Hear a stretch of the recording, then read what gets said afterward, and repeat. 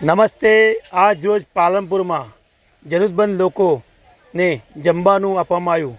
દાળ ભાત શીરો પાલનપુર અલગ અલગ વિસ્તારમાં કોજી વિસ્તાર મેં જે ફૂટપાથ પર ઊંઘે છે એ લોકોને આજે ગરમ શીરો પૂરી સબ્જી આપવામાં આવી।